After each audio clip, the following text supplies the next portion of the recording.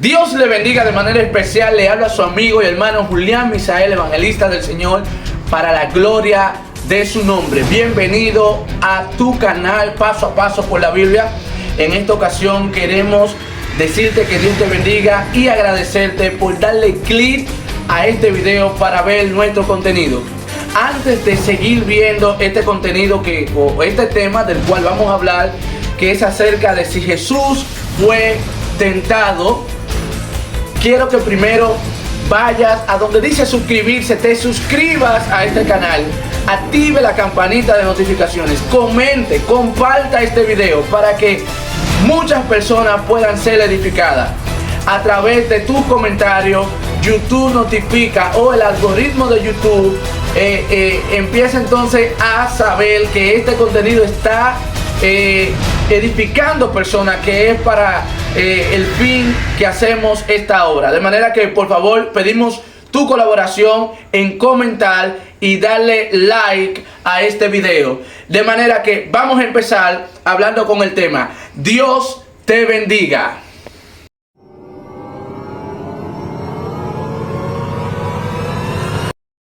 Bien, para empezar a hablar de este tema fue pedido por uno de los suscriptores que nos hizo la pregunta de explicar Juan capítulo 4, cuando Jesús se encontró con la mujer samaritana. Pero ante todo, quiero empezar a hablar acerca de teorías que existen acerca de supuestas relaciones y tentaciones que tuvo Jesús. Recuerden que los evangelios que nosotros tenemos en la Biblia, tanto Marcos como Lucas, Juan y Mateo, son los evangelios que fueron canonizados por la iglesia o reconocidos por la iglesia en tiempos pasados. Una de las motivaciones que hace que un libro sea canónico es la consistencia con una enseñanza. Una de las cosas que hacen los estudiosos de la Biblia para canonizar un libro, tanto en el Antiguo como en el Nuevo Testamento, es que los libros armonicen. ¿Qué significa armonizar? Significa que ningún libro que esté incluido en el Nuevo Testamento o en el Antiguo Testamento contradiga al otro. Una de las reglas para entonces canonizar es sistematizar los temas, que ningún libro contradiga la doctrina del otro. No así. También existieron libros gnósticos. A estos se les llama libros apócrifos del Nuevo Testamento, encontraron en tiempos pasados. Estos libros apócrifos, y de hecho quiero decir que la palabra apócrifo es una palabra griega que significa lejos, oculto, y su transliteración tiene que ver con ocultar lejos. Existen libros apócrifos o evangelios apócrifos, evangelios ocultos, evangelios oscuros, que no fueron escritos por los evangelistas, que suponen estos pseudo escritores que escribieron acerca de Jesús desde una óptica diferente a la de Juan, la de Mateo, la de Lucas, la de los 4 evangelios que nosotros tenemos. No así, nosotros tenemos, por ejemplo, que en el 2003, la película Código Da Vinci, escrita por Dan Brown, que escribió acerca de una supuesta relación que Jesús estuvo con María Magdalena, donde él tomó esto de un profesor de la Universidad de Toronto, de Oxford, llamado Barry Wilson, y una cineasta llamada Cindy Jacobonisi. Esa es la palabra, ese es el nombre de ella, quienes supuestamente encontraron un evangelio, o el evangelio según Tomás, según Felipe, diferentes tipos de evangelios que encontraron, y como le he venido diciendo, que son libros apócrifos. Apócrifo quiere decir que son ocultos, no canonizados. Y los libros apócrifos tienen una identificación, y es que los libros apócrifos tienen nombres de peso del antiguo inicio de la iglesia. ¿Qué quiero decir con esto?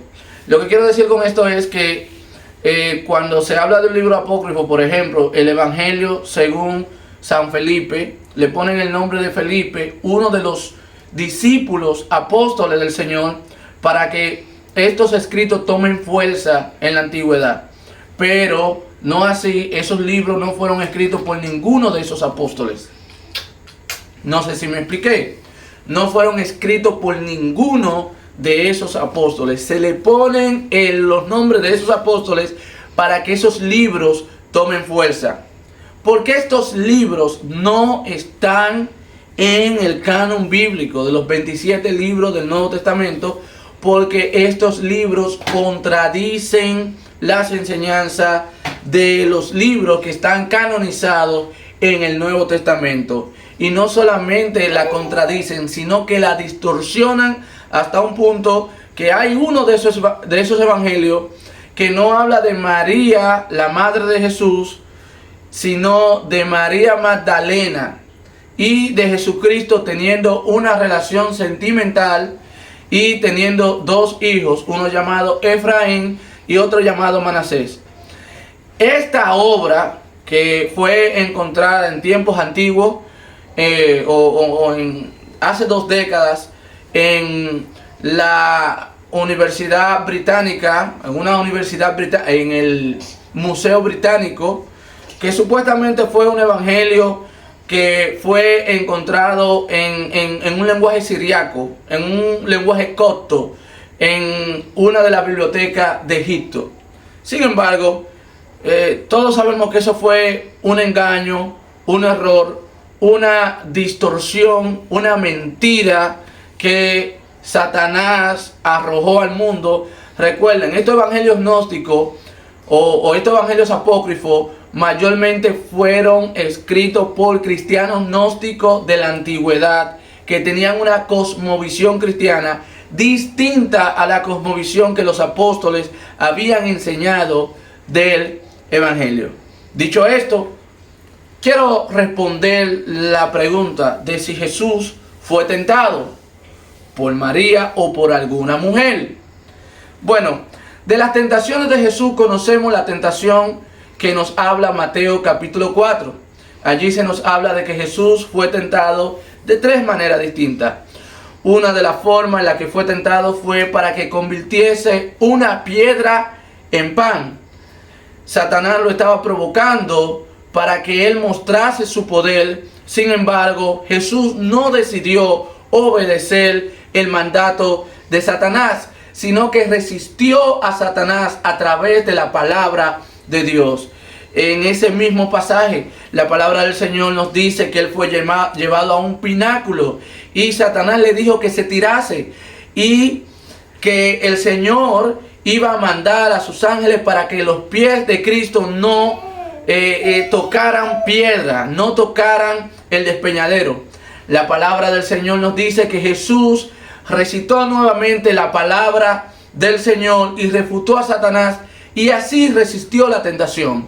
Y la otra tentación a la cual con la cual Satanás tentó a Jesús fue con ofrecerle los reinos de este mundo y todo lo que hay en este planeta, dejándonos dicho que Satanás tiene control absoluto, como la palabra del Señor nos dice en 1 de Juan capítulo 5 versículo 19, que el mundo entero está bajo el maligno. La palabra del Señor nos dice que Jesús tuvo un ofrecimiento de Satanás concerniente a los reinos de este mundo.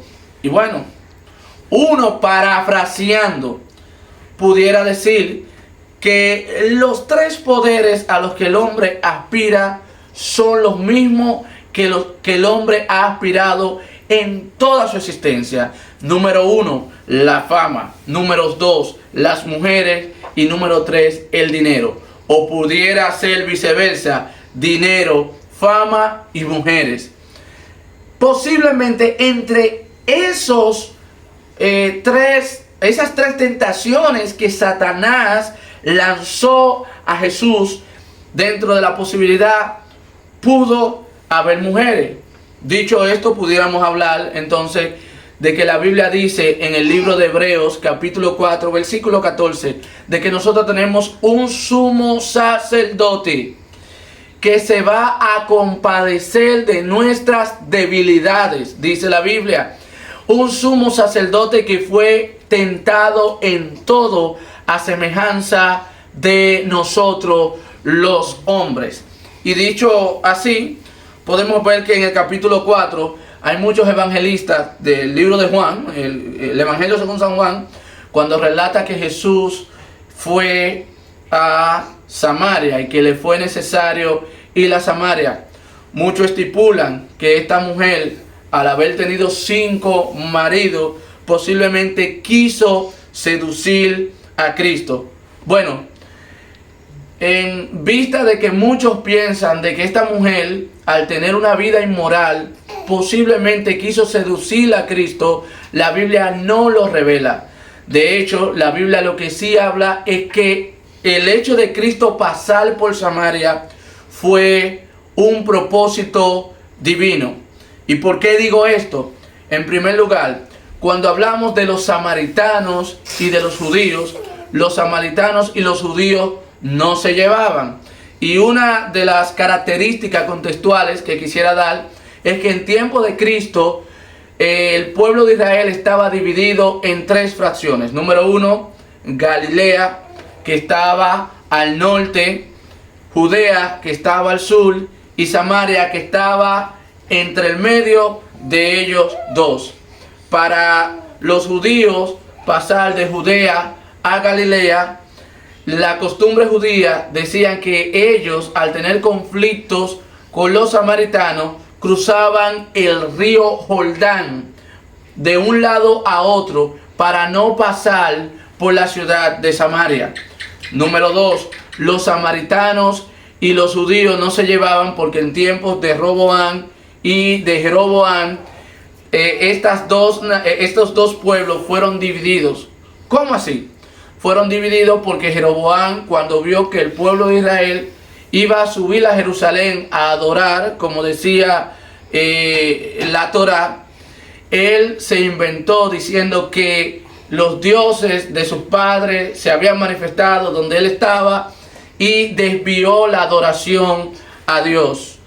Y también cuando Asiria invadió a Israel, la capital del norte, la palabra dice que el rey Omri se llevó muchos judíos a la diáspora y lo que hizo fue que minó la ciudad o el pueblo de Israel de gentiles, y los judíos que quedaron ahí entonces se mezclaron con el pueblo gentil.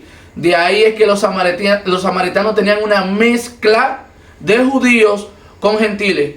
Otra de las características de los samaritanos es que los judíos aceptaban el Tanaj completo. Cuando hablamos del Tanaj, hablamos del Pentateuco, de los libros históricos, de la poesía, de los profetas. Los samaritanos solamente aceptaban los primeros 5 libros de el Tanaj, que es el Pentateuco. Es decir, había una discrepancia, había un sesgo, había una pared coyuntural que dividía tanto a los judíos como los samaritanos.